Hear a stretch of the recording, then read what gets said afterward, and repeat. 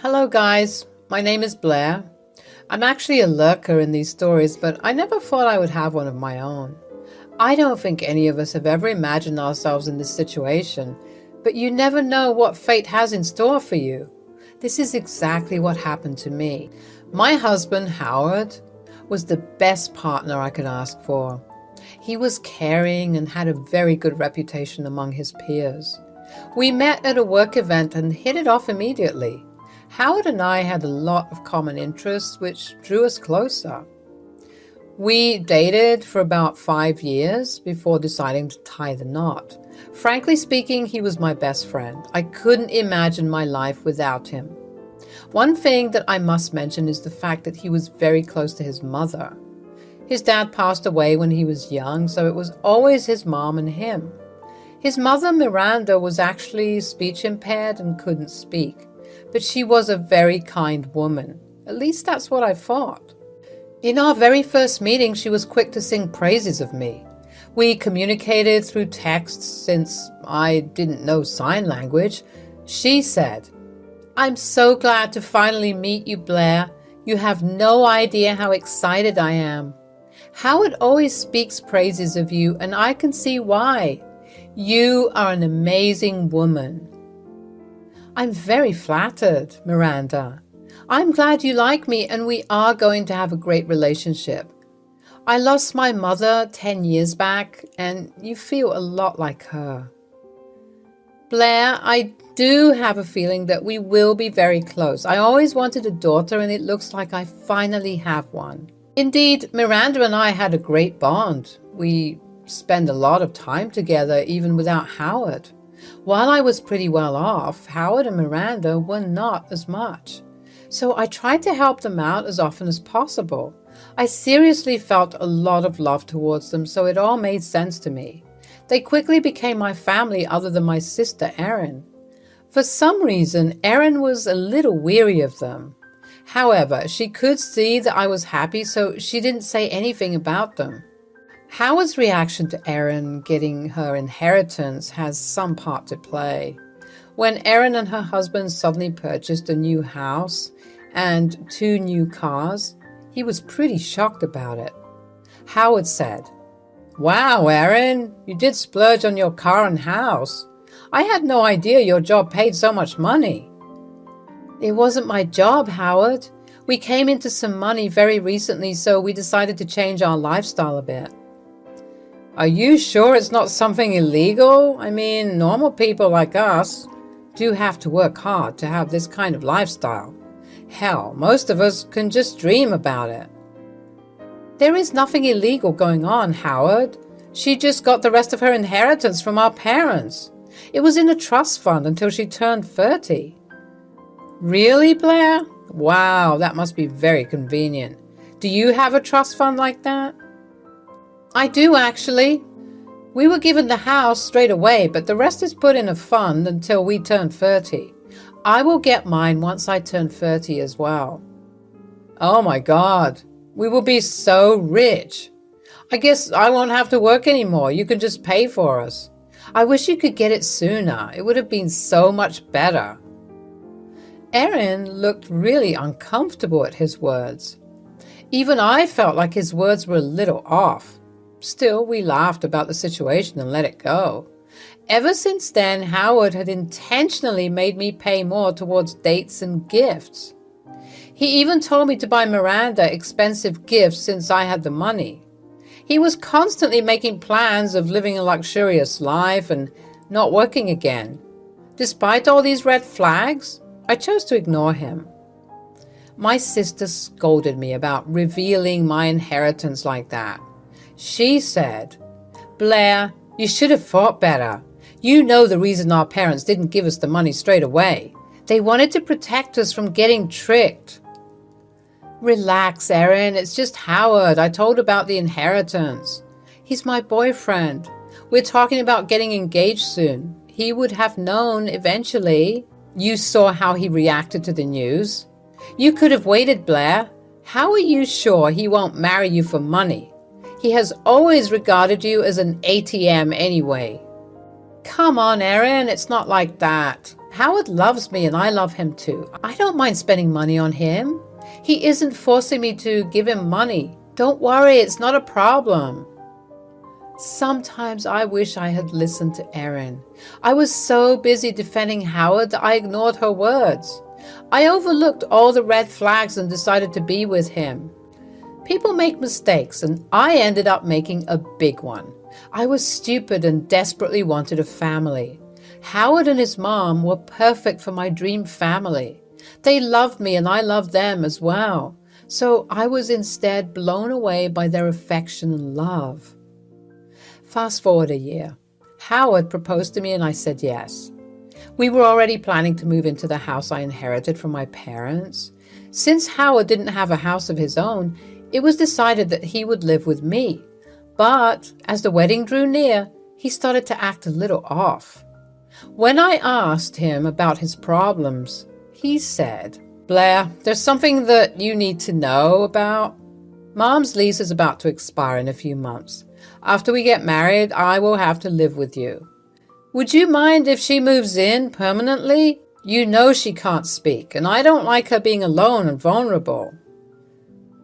"I can understand your situation, Howard. Miranda can absolutely move in with us. I like her a lot, and she seems very sweet. Since she is like a mother to me, I don't mind it at all." "Thank you so much, Blair. You have no idea how relieved I feel. I was really scared to leave Mom alone. It gives me nightmares to think she's without help. Frankly speaking, I never thought living with Miranda would be a problem. She was a pretty chill woman, and as I've said before, she loves me a lot. So I thought I wouldn't have any problems. Thinking about it now, I don't know if her moving in with us was an advantage for me or not. After I and Howard got married, Miranda ended her lease and moved in with us. My house had 4 bedrooms, so space wasn't an issue at all. We all had our privacy and even some extra space for guests. Together, I thought I had a very happy family.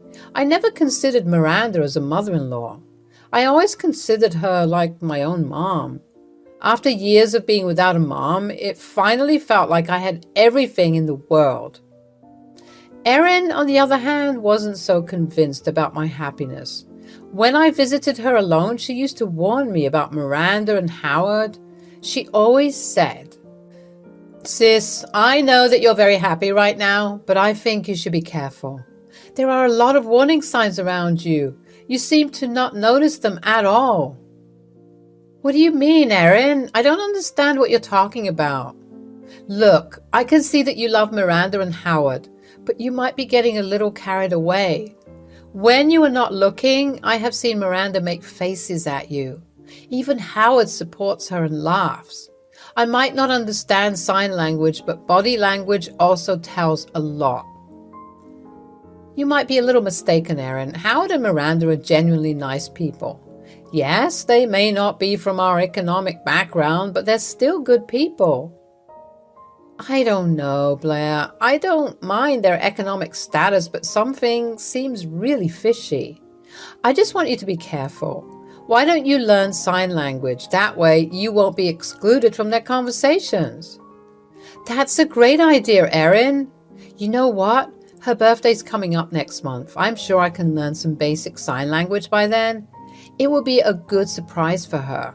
Then and there, I promised myself that I would learn sign language. Miranda and Howard communicated in sign language pretty frequently. I was starting to feel left out, so I thought learning it would be a great idea. I did plan to live with them forever, plus it's always a good idea to learn ASL. With that in mind, I began to learn sign language. I didn't even tell Howard because I wanted it to be a surprise. I think that learning the language really saved me. About 2 weeks before Miranda's birthday, I accidentally caught Miranda and Howard having a conversation in ASL. I was going to call them for dinner, but was instead greeted by a very strange conversation. By then, I had already learned a good bit of sign language, so I had no doubt what they were talking about. Miranda said, "I am glad Blair doesn't know sign language. That stupid brat is so annoying. If only she knew what we think of her. God, I'm tired of acting nice to her. When will this torture end? It won't be long, Mom. Just wait for 1 year. As soon as she gets her inheritance, we can claim half of it. I will try to trick her into signing it for me. I doubt she would be convinced that easily. She's not as stupid as we think. That girl is a freaking witch. Don't worry, Mom. If she doesn't sign it away, I will divorce her. Then she'll be forced to give me half of her inheritance. I'm planning to quit my job 2 months before she turns 30. That way, she will be giving me alimony as well. That's a great idea, Howard. I do have a clever son. After we get our hands on Blair's money, we will finally get rid of her. Then we can say good riddance to this worthless woman. It will be good riddance. Maybe with that money, we'll finally buy that house you've been eyeing for a while. I bet we will still have leftovers. I was shocked to see what they were saying. Here I was trying to learn sign language so that I can develop a better bond with my in-laws. Instead, I just discovered that my husband and mother-in-law planned to steal my inheritance. My whole life felt like a lie. I was mentally beating myself up for falling to such a horrible man. Hell, I also hated myself for telling him about my inheritance. I couldn't hold my ears, but didn't want them to see me crying. They hadn't noticed my presence yet, so I quickly took my phone and went to my sister's place. When I reached her place, she was kind of shocked to see me in such a condition. At that point, I started to cry on her front porch. She brought me in and calmed me down. After I was done crying, she said, "My God, sis, what happened to you? Why are you crying like this? Tell me what happened immediately." "Erin, you were right about Miranda and Howard. They are not good people. All this while, they have been plotting to take my inheritance. Howard only married me for money. Erin, even Miranda hates me." "Are you serious? Right now? How did you know all this?" "I saw them speaking ASL today. Now that I know the language, I could make out what they were saying." I went on to tell Erin what Miranda and Howard talked about. Retelling everything again sent me into a crying fit that took time to subside. But the second round of crying brought a lot of clarity to my head. I was immediately planning to get back at them. Erin said, "I hope you're not thinking about letting them go just like that. Don't tell me you will continue this marriage. I'll be disappointed in you." "No, Erin, there is no way I will stay married to that scum. And I don't plan on letting them get away with everything. They think I'm a worthless and powerless woman. I'll show them just how clever I can be." "That's my sister. Do you have a plan, Blair? I promise I will help." "Yes, I'm going to throw a big birthday party for Miranda. Then I will reveal her true face to everyone. Howard is also going down with her. I will make sure of it." A plan was already forming in my mind. All I had to do was work around the details and exit it perfectly. My sister Erin was also a huge help during this time. Her husband is a cop, and she promised to be on standby if things escalated or went south. I was so disillusioned by them that I was ready to face anything. I did tell them that I was arranging something. I texted Miranda. "Hey, Miranda, you know that your 60th birthday is only a few days away. I'm so excited and I want to plan a big party for you. It's a gift from me, actually." "Oh, really, Blair? That is so sweet. I don't know what I have done to deserve such a sweet daughter-in-law." "It's nothing, Miranda. You deserve the party I'm planning. Why don't you send me a list of invites so that I can make sure everyone you love is invited?" "That's a great idea, Blair. I do want my friends and family members to come. It is a milestone birthday anyway. I'll send over a list from my side." She did send me a rather long list of invites. It looks like she did have some good plans to mooch off me. She invited freaking 50 people. Even Howard invited 20 of his friends and colleagues for some reason. His excuse was that I could afford it. I was slowly starting to see just how much they took advantage of me. I was prepared. I was also collecting some awesome videos through our security cameras. On the day of the party, every guest we invited showed up. Both Miranda and Howard were very happy. Me and Aaron were happy as well, but for other reasons. I had some really important papers in my bag and things would get interesting real soon. After the cake was cut, I decided to make a speech. I said, "Ladies and gentlemen, I'm so glad you could show up to our party today.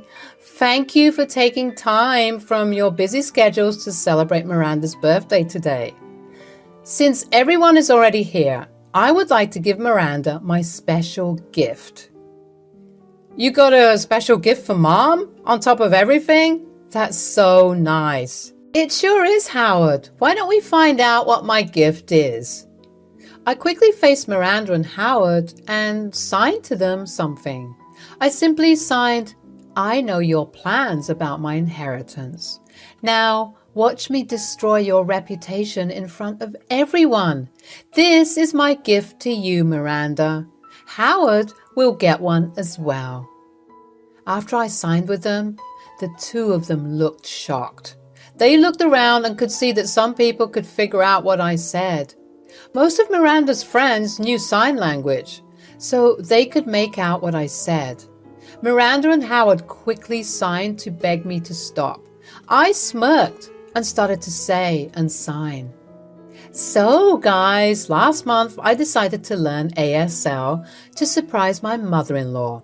I had good intentions and only wanted to develop a deeper relationship with her. But when I learned the language, I found something shocking. Here, watch this video play in the background." "Blair, please stop. We can talk about this. You don't have to show and tell people. Please listen to me." "You can't insult me like this, Blair. Our reputation will be destroyed. Don't do this."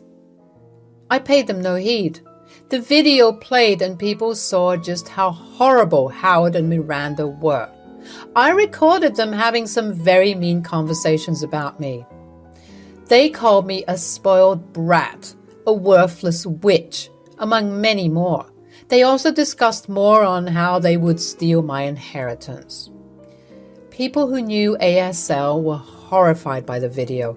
People who didn't know ASL were provided with subtitles that I made myself. It was glorious. When the video ended playing, everyone looked pretty pissed by what they saw. Howard and Miranda had a habit of acting nice to people, so they were really mad to see this side of them. I then took the opportunity to say, "Now that you have received your special gift, there are two more things waiting for you: divorce and eviction papers. I expect your things to be out of my house within a month. And Howard, we are done." "You can't do this to us. You can't divorce me and kick us out. This is all a misunderstanding." Yes, we were just joking around. Don't be so rash with your decisions. We can talk this out. I will apologize and so will Howard. You have already spoiled our reputation. Is that not enough? No, that is not enough. You wanted to take away everything from me. Today, I will take everything from you. Just wait and watch. Saying that, I gave them the legal papers and went inside the house. My sister Erin apologized to the guests on behalf of me and asked them to enjoy the rest of the party.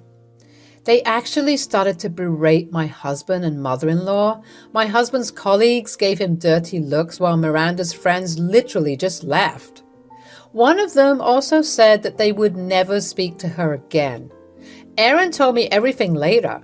She also stayed back with me to make sure the duo didn't try anything stupid.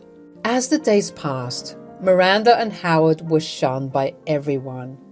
We live in a small town and the community is pretty close-knit. People here don't like backstabbing witches and lying scums. So Miranda and Howard's antics were not welcome here. Everyone avoided them to save their own reputation as well. Howard was actually finding it difficult to work at his job.